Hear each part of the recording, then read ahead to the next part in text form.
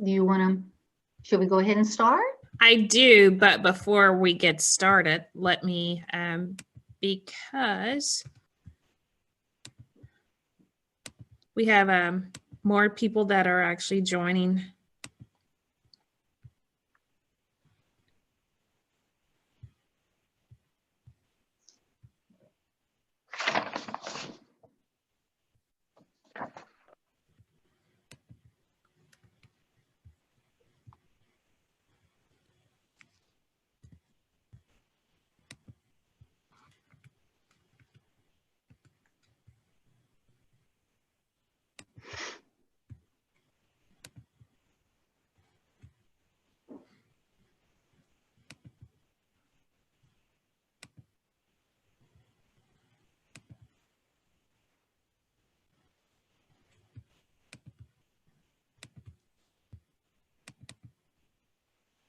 I'm Katie Lee, Chief Nursing Officer of Saline Memorial Hospital. We are super proud to sponsor this week of Community Conversations on Senior Health. I'm also proud to share my own personal story with a congenital heart defect through working alongside the American Heart Association. Did you know, on average, someone dies of cardiovascular disease every 37 seconds in the U.S.? Nearly half of all American adults have one or more types of cardiovascular disease. The COVID-19 crisis has brought on many changes in our lives. Many of you may be working from home more or have made many number of significant changes to your daily routine. While the COVID-19 remains a major health concern, heart disease and stroke have not stopped because of the pandemic. These past few months, all of us have experienced stress. Constant stress, however, if left unchecked, can affect risk factors and behaviors that raise the risk of heart disease. 47 million adults live with a mental illness such as depression or anxiety. That's more than 15 times the entire population of Arkansas. Americans are among the most stressed populations in the world, with women, racial and ethnic minorities, and veterans having a higher rate of heart disease as a result of pre-existing mental health disorders. To put it simply, the American Heart Association will not achieve its mission of a world of longer, healthier lives unless chronic stress and its impact on both physical health and mental well-being is addressed. That's why in our community conversations, we are devoting our time to behavioral health. We hope that through today's webinar, you will gain great insight as well as information you can use in our own lives. Thank you for joining us today.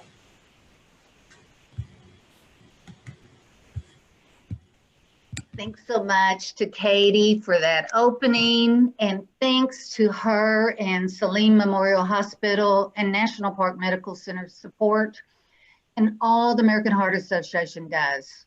We thank their hospitals and CHI St. Vincent for sponsoring the American Heart Association and Community Health Centers of Arkansas's webinar series going on all this week on senior health. Thank you for supporting our communities with this important messaging and supporting the mission of the American Heart Association to be a relentless force for a world of longer, healthier lives. Hello, everyone. My name is Joyce Taylor, and I am the Executive Director of the American Heart Association, Central Arkansas. Also, I want to introduce LaShannon Spencer, the CEO of the Community Health Centers of Arkansas. Hope you can see LaShannon in the gallery. LaShannon is also a board member of the Central Arkansas Board, and she is a regional board member for the American Heart Association too. LaShannon, thanks so much for making these community conversations available to Arkansans and to us. You know, we couldn't do it without you, and we all need this messaging, and we're going to be pushing it out statewide. And we thank everyone for joining us today and being part of this webinar series on senior health. For years, doctors thought the connection between mental health and heart health was strictly behavior, but that thinking has changed. Research has shown that biological and chemical factors that trigger mental health issues, but also influence heart health. Many forms of mental health issues can affect heart disease. Having heart disease or stroke can cause anxiety, fear, or depression. These feelings are very common. Most heart patients have them.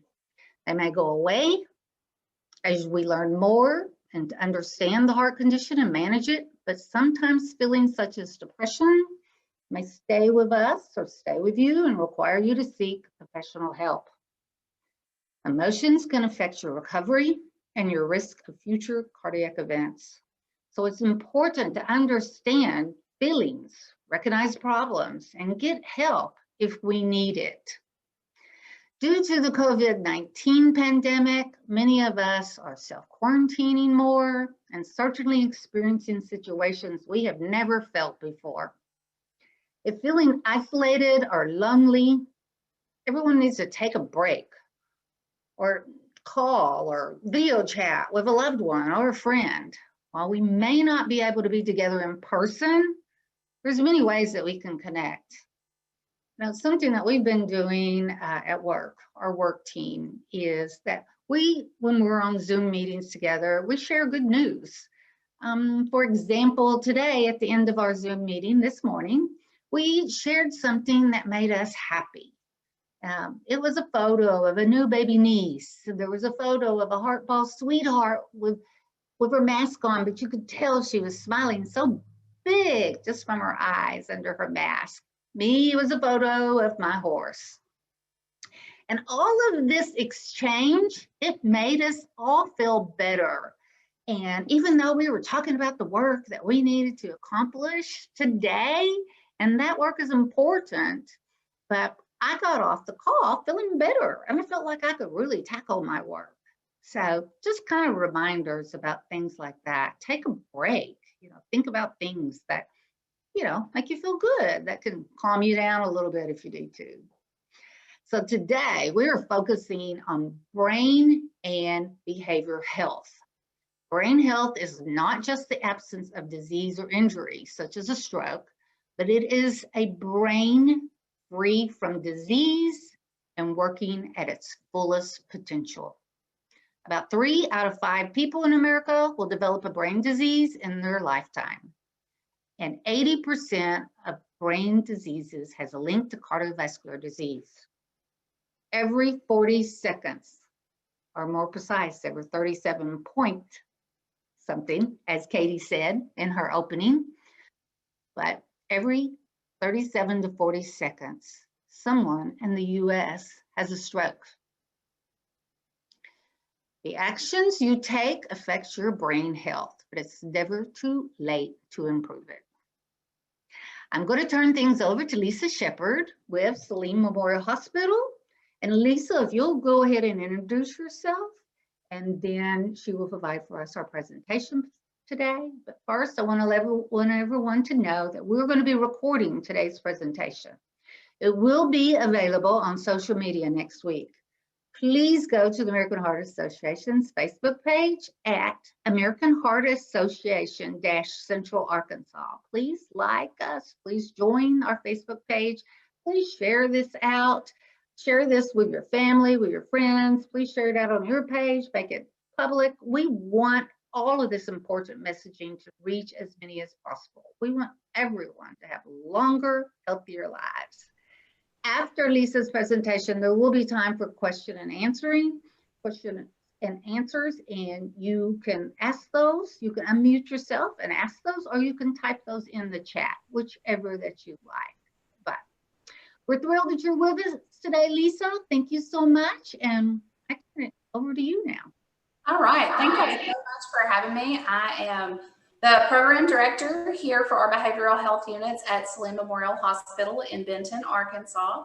And we have 2 inpatient units here, one that focuses on adults ages 18 and up, and then one specific to the senior population of older adults that is for 55 and up. So today we're just going to go over and look at some of the common concerns that many seniors can face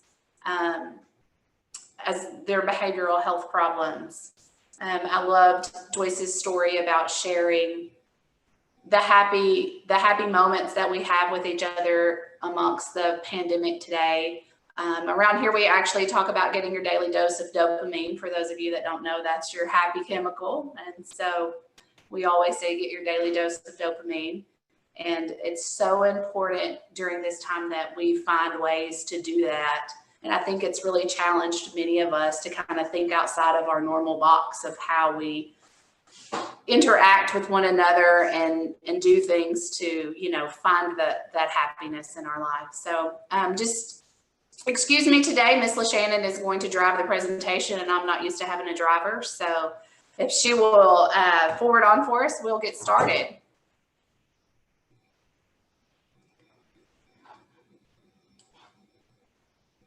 Our brains are powerful. I'm sure many of you are taking a moment and thinking, oh my goodness, what kind of presentation is this lady doing today? I think you will find that many of you will be able to read this, no problem. And many of us have seen this before. I always love sharing this because it really does show how powerful our brains are. And our brain is very much connected with our heart. Each one needs the other one.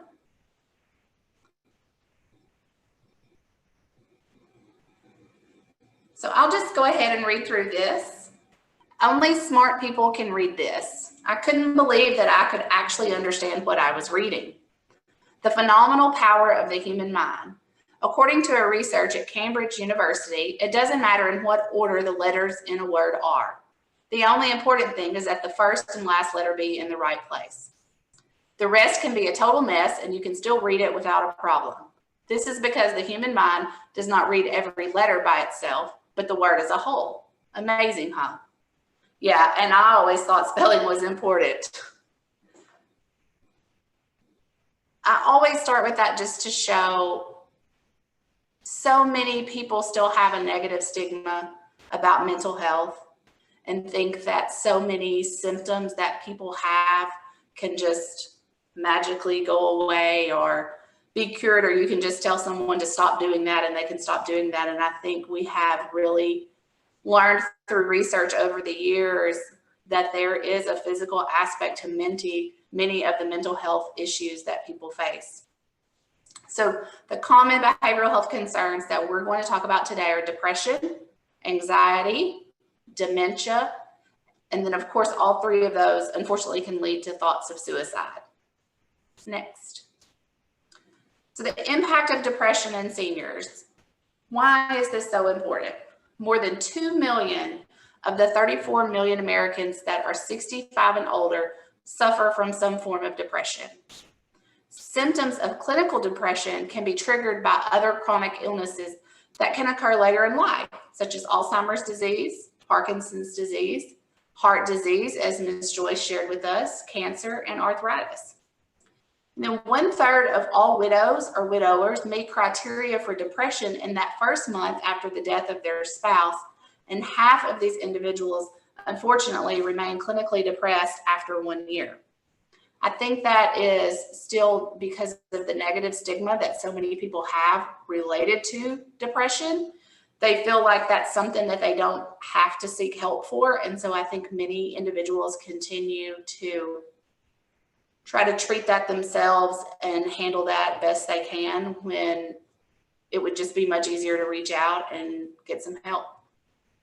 Older patients with symptoms of depression have roughly 50% higher healthcare cost than non-depressed seniors. Depression is a significant predictor of suicide in elderly Americans. Compromising only 13% of the population, individuals aged 65 and older account for 20% of all suicide deaths. And white males are particularly vulnerable. And this last statistic always just rings home to me, but suicide among white males aged 85 and older is nearly 6 times the suicide rate. I think there is still such a common misconception among Americans that as you get older, you should become depressed. And unfortunately, that is what pushes so many people to not seek treatment, because they think that what they are feeling is normal. More than 55% of older persons treated for mental health services received from primary care physicians, and less than 3% age 65 and older received treatment from mental health professionals. So again, those show that we are not reaching out to get help for our seniors that they so desperately need. And unfortunately, primary care physicians usually only recognize less than 1/2 of the patients with depression. This results in a potentially decreased function and can increase any length of hospitalization.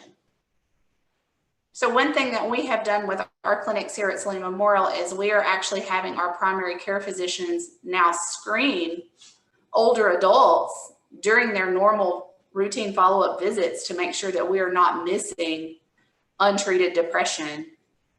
And that is something that you can also go online to Mental Health of America, and they have many tests that you can take where you can test yourself, or you can test about a parent, a friend, and that will help you see if there is an issue with depression that could be treated. You can go to the next, LaShannon. Approximately 68% of adults age 65 and over know little or almost nothing about depression. That's where my passion really comes in, is wanting to make sure that we are spreading the word about how important mental health is, and how, despite the negative stigma that it has, people understand that there is help and there is treatment for that. And especially those older adults that we so love understand that that is not a normal feeling, that is something that can be helped. Only 38% of adults age 65 and over believe that depression is an actual health problem. For so long, we have put health into physical health, and I think that we are finally making headway in seeing and believing that our mental health is just as important as our physical health. Because as many of us know, when your mental health isn't addressed, it can cause physical health problems. And then when you're having physical health problems, it in turn can cause mental health problems. So if suffering from depression, older adults are more likely than any other group to handle it themselves. Only 42% will actually seek help from a health professional. Signs of depression are mentioned more frequently by people under the age of 64 than people over the age of 65. So these kind of symptoms include change in eating habits, change in sleeping habits, and sadness. And again, about 58% of people over the age of 65 believe that it is normal for people to get depressed as they get older. These statistics really show us that there are still so many that do not understand the impact that depression can have in their lives. Oh, I'll let you go to the next one. I automatically tried to click my mouse. So what is depression? Depression is a sadness that's a normal reaction to many of life's struggles, setbacks, and disappointments. I think with COVID-19 pandemic this year, many of us have had to face struggles, setbacks, and disappointments. Many of us have been sad about that. And I think that more often than not, people have understood that some of that is different from normal sadness. And that is what depression is. All of a sudden, it's engulfing your day-to-day life. It's interfering with your ability to work, study, eat, sleep, and have fun. And for so many of us during this pandemic, it has affected the way that we work, the way that we eat, I'm sure the way that we study, sleep, and have fun. Many Americans have been faced with things that they never thought that they would have to deal with in their lives. There are many seniors who suddenly will not even go into the grocery store to get their groceries for fear of catching a virus. They are now having to lose that social interaction that they have when they're going out and doing things. The feelings of helplessness, hopelessness, and worthlessness are intense and unrelenting, with little, if any, relief. So for many of our seniors this year, they have spent much time in isolation. As I'm sure many of you know, lots of nursing homes throughout the state stopped visitation, and at this time are still limiting visitation. And for so many people, that's what they use as their ways to cope with their feelings of sadness, to be happy to see their family. So signs and symptoms of depression that we will see is the feelings of helplessness and hopelessness, a loss of interest in daily activities, appetite or weight changes, sleep changes, anger or irritability, loss of energy, self-loathing, reckless behavior, concentration problems, and unexplained aches and pains. Changes in behavior and thinking that is caused by depression. So as our brain must deal with depression, it does change. It slows down. It can neglect responsibilities in your appearance. All of a sudden, you may remember you haven't brushed your hair in 3 days and you've just not been focusing on yourself and your appearance like you were previously. You can have poor memory, just difficulty trying to recall things that you were going to do, the inability to concentrate or think clearly, suicidal thoughts, feelings, or behaviors, difficulty making decisions, and a negative attitude and outlook. Those are all things that we will see in someone that's having changes related to depression. So common atypical features that you might see are psychotic features. These are like paranoid delusions. When their reality is not your reality, that's how I'll say that. In the behavioral health world, we try very much to let those that have a different reality than us to not cause them to become escalated because of that.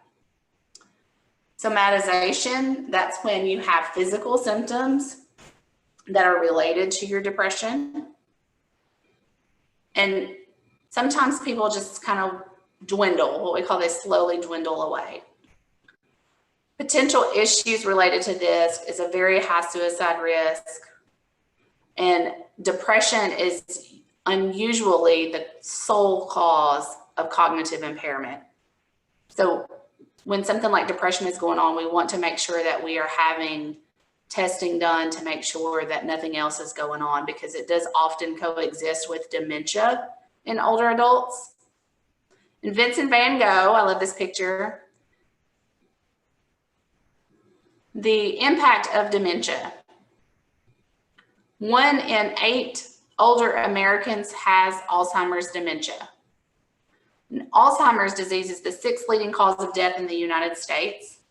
And over 15 million Americans provide unpaid care for a person with Alzheimer's or other dementias. The incidence of Alzheimer's dementia goes up with our age. So 65 and up is 12%, 75 and up is 23%, 85 and up is 47%. So when we reach the age of 85 and up, we almost have 50% of our population that's going to have the incidence of Alzheimer's dementia.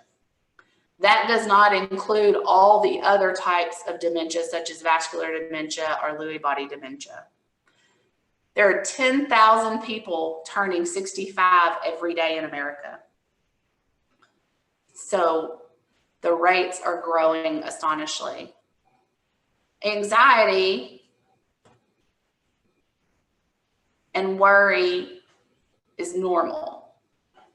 These normal amounts of anxiety can help you respond to threats and feel motivated to get things done.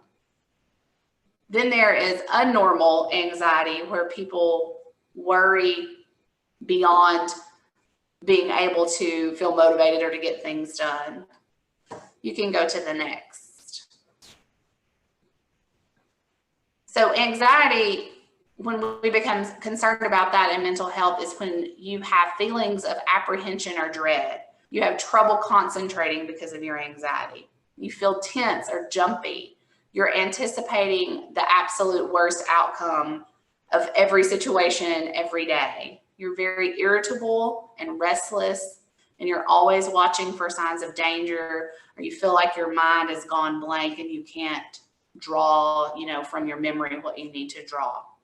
This is when your anxiety symptoms kind of get out of control, and that's something that you would need to look at some treatment for. So with your anxiety, you also can have physical symptoms. So pounding heart, sweating, stomach upset or dizziness, frequent urination or diarrhea, shortness of breath, tremors and twitches, muscle tension, headaches, fatigue, and insomnia. And I really want to point out, if you'll go back, LaShannon, many of these look exactly like the signs of a heart attack. Pounding heart, you're sweating, upset stomach, dizziness, muscle tension, your headaches, shortness of breath. And that's why it's very important that even though you may be having these symptoms, that you want to go and have those checked out to make sure that there is not anything else going on. I think many Americans always just say, oh, it's just my anxiety. It's really nothing to worry about, and could really be ignoring a different health concern. Okay, LaShannon. And all too often we hear people talk about anxiety attacks. And so I think it's great that we kind of understand what that means. So that's when you have this very sudden surge of overwhelming panic, feeling like you're losing control or going crazy. You have those heart palpitations or chest pain again. You're feeling like you're going to pass out. You're having trouble breathing or choking, hyperventilating, hot flashes, chills, trembling, shaking, nausea or stomach cramps, and you're feeling detached or unreal. And again, many of those can mimic a heart attack. And when I was an ER nurse, we would see people who didn't come in until it was too late for a heart attack, because they would say, oh, that was my anxiety. And so I really like to educate people so that they understand that these symptoms are very much alike, and both are very serious, and that you should be able to feel like you can get treatment for both of those. So then you go, okay, well then what causes the anxiety attack? Sometimes it's when we play the what if game with ourselves, a lot of negative self-talk, and that sets us up for failure. Or poor self-esteem, or thinking we're not worthy. Too much pressure trying to be perfect. Focusing too much on ourselves versus others. Eating poorly and too much caffeine. Not exercising.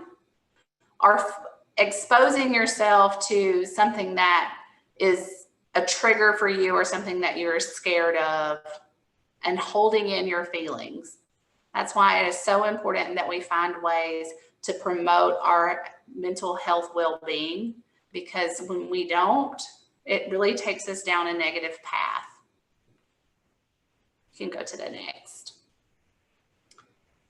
So dementia, I'm sorry, I think one of those slides earlier had kind of gotten out of order. Dementia is the loss of mental functions, such as thinking, memory, reasoning, and it's severe enough to interfere with your daily life. Dementia, it's not a disease itself, but it's a group of symptoms that accompany certain diseases or conditions, and they involve your personality, your mood, and your behavior.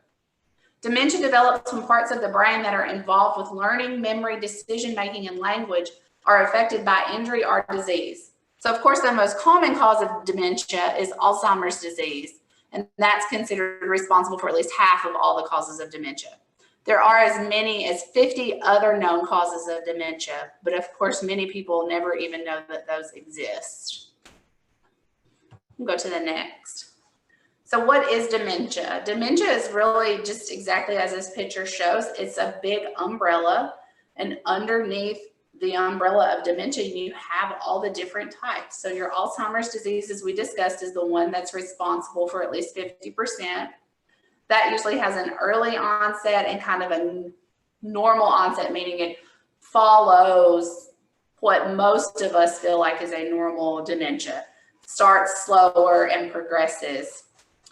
Your vascular dementia, that is where you have multi-infarct in your brain, Lewy body dementia, your frontotemporal lobe dementias, and then you have all other dementias that can be related to metabolic reasons, drugs are toxic, white matter disease, mass effects, depression, infections, and Parkinson's disease. You can go to the next.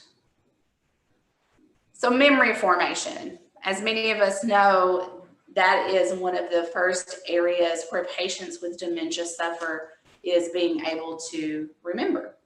So Dr. Scoville performed an experimental surgery on a 27-year-old in 1953. And he noted that there was 3 stages of memory. You have your sensory buffer, your short-term memory, and then your long-term memory. Your long-term memory is either episodic or somatic. So the interesting thing about our brain is that our memories are almost stored like files.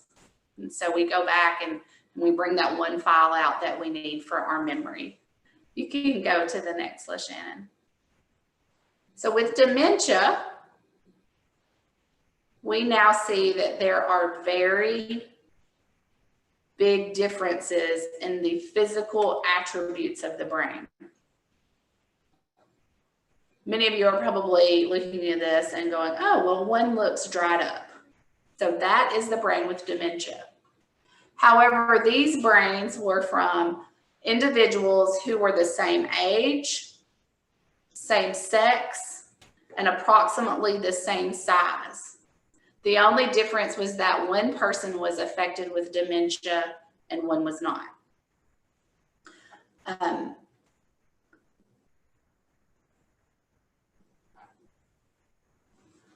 So your hippocampus in your brain, that's your learning and memory center.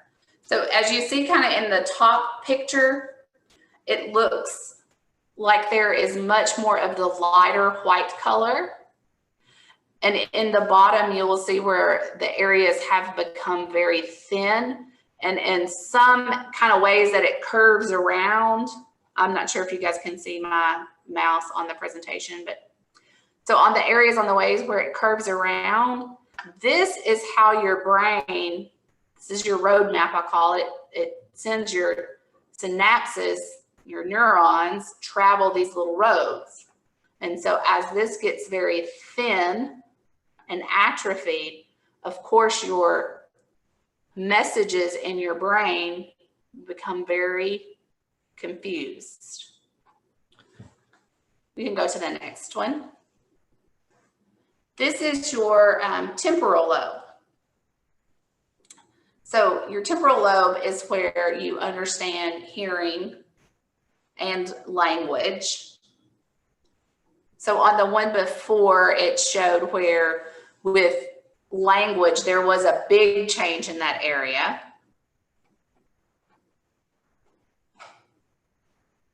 Over here, big changes. And then with hearing, which is kind of here in the middle, there is not as many changes. So patients with dementia can still hear us. They just have problems with those messages in their brains being able to understand the words that we are saying. We can go to the next and then the next. So again, you can see, we'll go back one. All right, so here that's where we're circled in red. It's your sensory strip and your motor strip, and where your white matter connections happen. And like we had talked about, there was lots of big changes there. However, kind of over here, your automatic speech, where we're talking about in the blue, that's the area that kind of remembers music. And then also our explicits, the words that we would have to beep out on the presentation. That's why so many of us remember grandparents who might not could tell us a sentence, but they could remember some very colorful words to say. That's why we hear lots of people who say, oh, she never spoke like that, or he never spoke like that. And now that they are dealing with dementia, and that's because we see that the area in the brain where those are stored does not atrophy at the same rate that the other areas do. And then down here with your formal speech and language, huge, huge changes that happen down here. Okay, we can go to the next. And this one shows your vision center. At the front, you can see where there is now a very wide gap and there is lots of space. And so I love these pictures because I think it does a very great job of explaining to us how the mental aspect of dementia relates to the physical aspect of our brain. We can go to the next. So all of these changes in our brain really leads to common behaviors in patients that have dementia. And this is when we begin to see delusions, hallucinations. They may hear things that are not there. They may see things that are not there. They will begin to have problems with depression, verbal outbursts, physical aggression, emotional distress, and restlessness. We see many patients with dementia that just cannot sit down. They just continue to pace and walk and just cannot seem to be restful in any way. Go to the next. So handling behaviors with dementia. I like to go through this because I think many of us either have or will know or have to at some point be able to help a person that we know that has dementia. So here in our behavioral health unit, we understand that you can't stop the behavior, but you can prevent the behavior usually. So we say it takes two to tango or to tangle. We can dance or we can kind of squabble to be able to get tasks done. So we have to remember that people with dementia are doing the best that they can. We have to learn to dance with them. Usually when we do this presentation in person, we have a little exercise where we get up and we show how moving our hands and dancing changes the signals in the brain. It's very interesting. What we choose to do matters, and we must be willing to change ourselves because we can't always change the patient with dementia. We have to be willing to stop and to back off.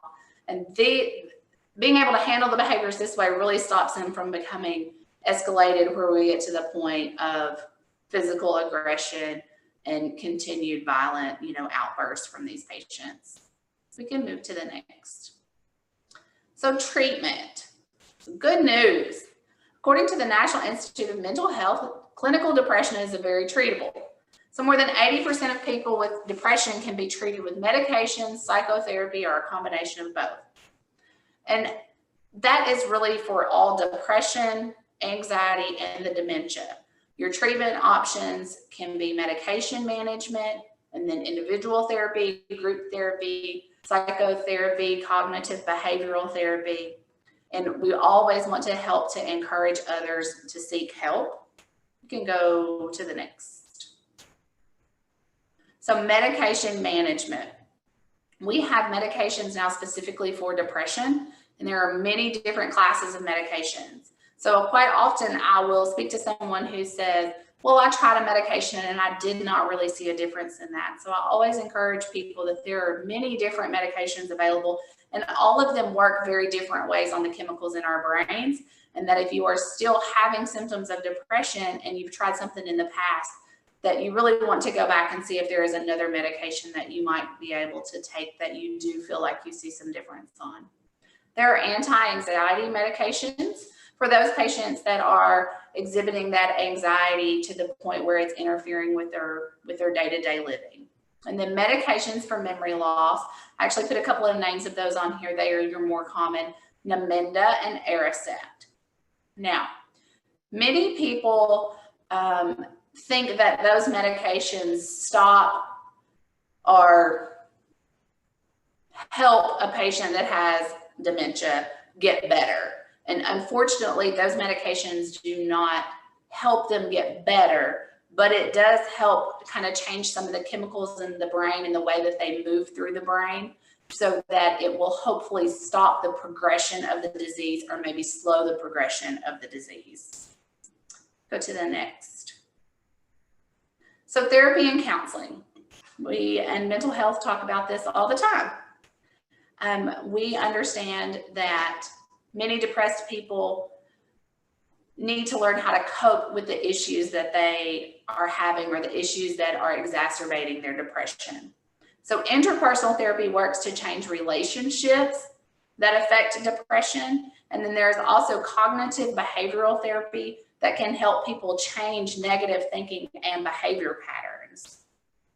So it's not always just talk therapy anymore. And I think that that is very important, because that's another thing that I think has a negative stigma, is that you're just going to go to someone and talk to someone and that's just what's going to make everything better. And while for many of us, being able to voice concerns that we have or feelings that we may have in a very safe place with someone that can help us kind of navigate through those feelings is very important.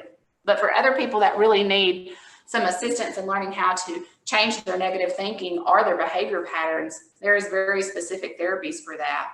And cognitive behavioral therapy is one of those. We can go to the next.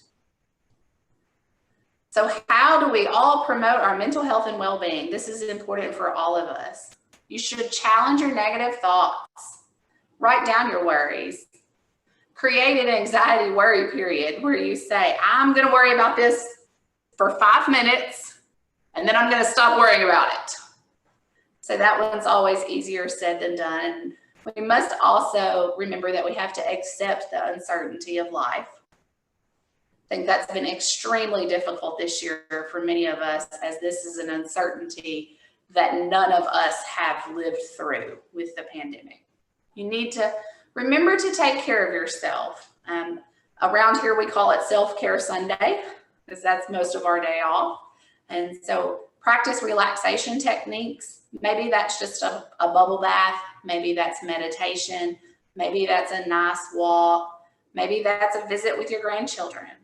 Adopting healthy eating habits.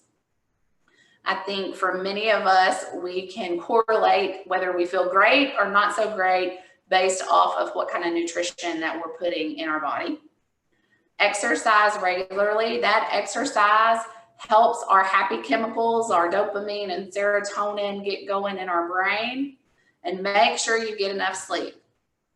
Sleep is so important. And I think that that's another thing that we forget to try to seek treatment for when we are having multiple nights when we're not able to get sleep. That is something that you should also very much seek out some testing for. We also know that with heart disease, sleep apnea can exacerbate heart disease. And so when you're not getting enough sleep, that could be causing damage on your heart and damage for your mental health. So sleep is very, very important. And I love this little guy. He just looks so happy. He's done all the things that he was supposed to do this week. You can go to the next. So reaching out, I think for so many of us during this time, as Joyce had talked about at the beginning, we really are having to learn new ways to connect with one another. So as we're reaching out to people, we want to be empathetic and understanding. You don't ever want to try to cheer up a depressed person by minimizing their concerns. Avoid critical or shaming statements. Empathize with their feelings of sadness, grief, anger, and frustration. You can challenge their expressions of hopelessness. You do not have to argue about how bad things are. And you don't have to insist that depression or sadness are the wrong feelings to be experiencing.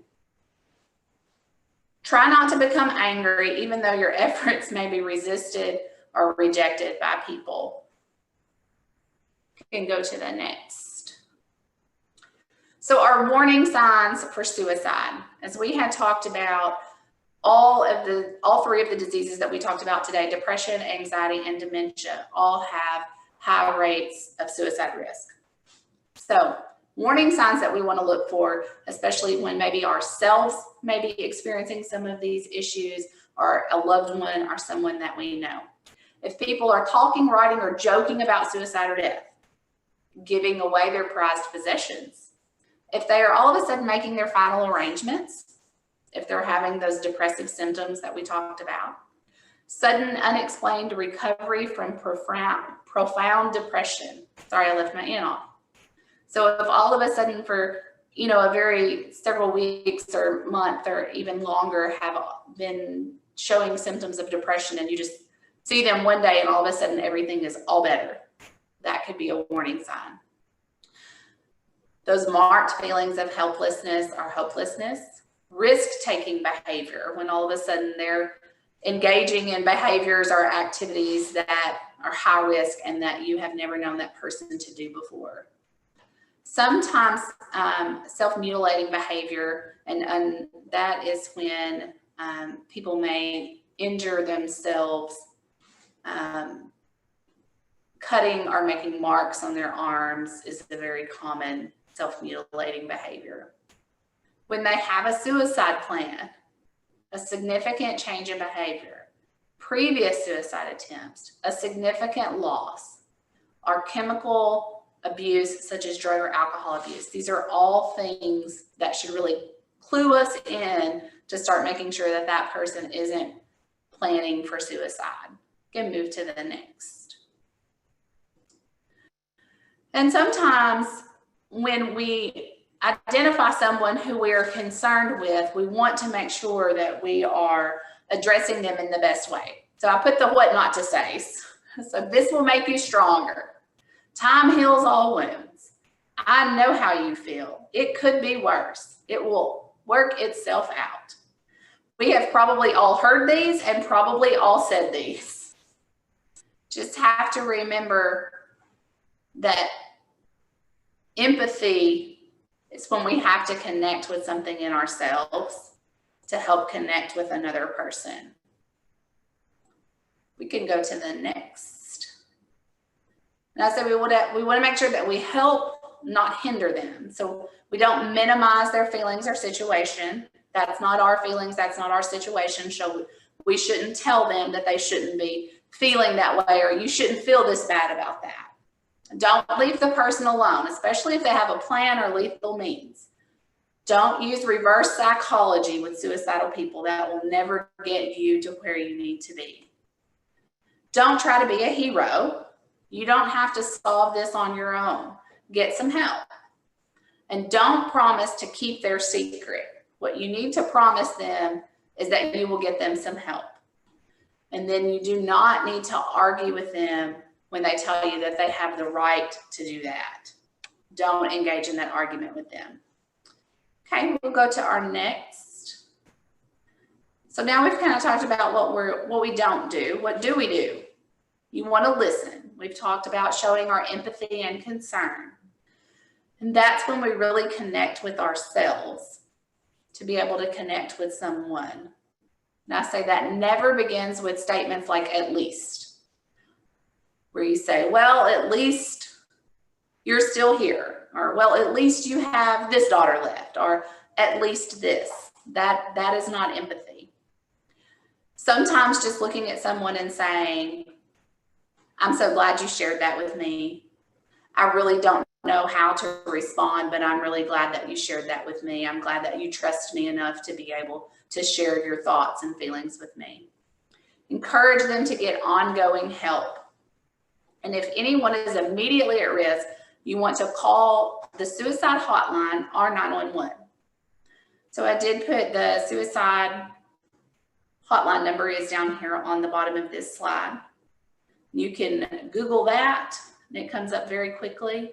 They also now have a texting line for a crisis line where you can send a text so you don't even have to talk to someone. I think that is amazing with technology today, because I think so many people have a hard time saying those words outside. I mean, verbally, that they're having thoughts of harming themselves, but so many people I feel like may be more apt to send a text message that says, I need help. And just so you know, if you ever have to call the Suicide Prevention Lifeline, if they do find necessary, they will be able to send someone out to the house to maybe do like a welfare check, make sure that that person is okay. That may be the last. Yep. So today we went over the 3 big ones. That's what I say: depression, anxiety, and dementia. But we have to remember that there are so many more mental health issues that people face, and they are usually end up being combined with depression, anxiety, or dementia. That just makes those other illnesses very much worse to deal with. Did we have any questions, Joyce? We do have some questions, Lisa, and the first one is, what are some drug-free ways to control anxiety attacks? I think that the main thing for someone who has anxiety attacks, the first step is that you really want to try to see if you can figure out what the trigger is for that. Once you can identify what your trigger is for your anxiety attack, which can be much easier said than done, I'll say that. That's when that therapy comes into play, because so often we as humans, because our brain is so powerful, we may have triggers, but even ourselves may not understand what the trigger is. So if you can identify what that trigger is, number one, you can prevent that trigger. Number two, I think being able to remove yourself from the situation. That's the second great step. As soon as you feel like those feelings are coming on and that you're not sure what to do, remove yourself from the situation. Take yourself to a different environment. If you're in one room, go outside. If you're outside, go into your bedroom and lie down. Be able to kind of, I'm gonna say, trick your brain into all of a sudden having to have different thoughts because you're in a different location. And then the next thing that I say is to start with your senses. And you want to find something that you can see, something that you can touch, something that you can hear, something that you can see, something that you can smell. Being able to focus on those things again can kind of help move that rapid cycle through your brain. I think that long term for anxiety attacks is really therapy and being able to try to learn what that is stemming from. Another question in the chat box: as for medication for memory loss, what would be the first step? Visit to personal physician or see a mental health professional? Or would you recommend another route? I think the first step is always your primary care provider. I think that they know us best and can really look at things from the holistic picture. I think that I see many primary care providers prescribing those medications.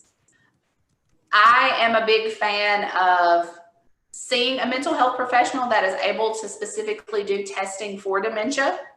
I think that it is very important to do that as early as you can. There are different stages of dementia, especially Alzheimer's dementia. And for anyone that's going through that themselves, or someone who is helping someone along with that journey, like if that's your parent or something, being able to understand exactly kind of where they're at will help you to kind of know the progression of how things are going. So I think starting with the primary care physician is what I would suggest. But then I also encourage people to get testing from a mental health professional, because I think all too often we get just that diagnosis and we're okay with just that diagnosis and starting the medication, but being able to really understand a diagnosis such as dementia, because there are so many different types and they affect people so differently, being able to get some testing from someone can really help your outlook on that and understand how to best maneuver that. Please feel free. And thank you so much, Lisa Shepherd, for such an outstanding presentation where you brought the science to medicine. It's like bringing the science and medicine together to make us and for participants to really get an understanding of the importance of, being mindful of seeking mental health when there is such a need. Yes. It's been great, and we're very thankful for allowing, for Selena Memorial allowing you to be able to serve as today's guest speaker. Yes. And so we'll turn it back over to Ms. Joyce Taylor. But before we do that, I just want to thank the staff at the Arkansas Heart Association, the Arkansas chapter, just for being visionaries and being thoughtful and mindful and making sure that we reach everyone across the state with such great information.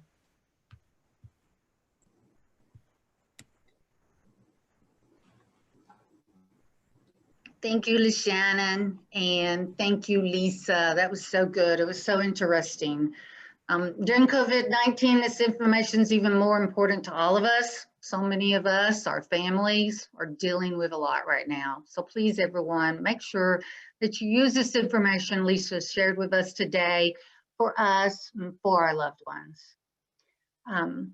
During COVID-19, the American Heart Association has pivoted our work to make sure that we're making greatest impact in each of our communities. American Heart Association, the American Stroke Association, is the oldest, largest nonprofit organization. We've been around since 1924. We will be celebrating our 100-year anniversary very soon. We've been doing great work for many years. Our old mission used to be building lives free of cardiovascular disease and stroke. Why? Because heart disease is the #1 killer of Americans and stroke is the #5 killer. I mentioned earlier, our new mission is to be a relentless force for longer, healthier lives. Simple, better health. As simple as that, as important as that. There are so many ways we are doing this, such as the Senior Health Community Conversations. 2, through our importance research. Many people know us from our CPR training and from our research, our cutting edge life-saving research. $4.5 billion has been invested in research since 1949. I want to close today with a story around research success. We do something every year around our Go Red for Women campaign, and we feature female survivors that we feature their story and their storyboards, a gallery, we call it. Each year at the beginning of the American Heart Month in February at the state capitol. A couple years ago, as we were introducing and celebrating 8 beautiful female survivors around our Go Red for Women campaign, each of their stories were shared. At the end of the program, one of our cardiologists that was present and was at the back of the room that was listening to each of the survivors' stories shared that if it were 25 years ago when he was in medical school, 6 of those 8 ladies would not have been with us that day. So that's how far science and research has come in 25 years. If you think about that, 6 out of 8 standing in front of the room, that could have been our mothers, could have been our daughters, could have been us. So when we think about it that way, American Heart Association's work is very important. So thank you everyone for your participation with the American Heart Association.